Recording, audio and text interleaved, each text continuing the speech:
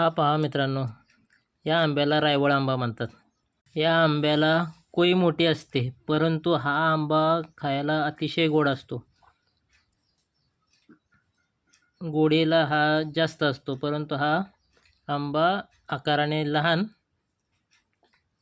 पण दुर्मिळ होत चाललेला आंबा आहे बघा.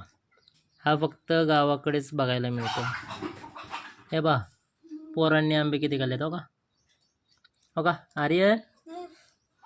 हा काय रे? बस अरे बस. हे बघा, आता आपण हा आंबा फोडणार आहे बघा.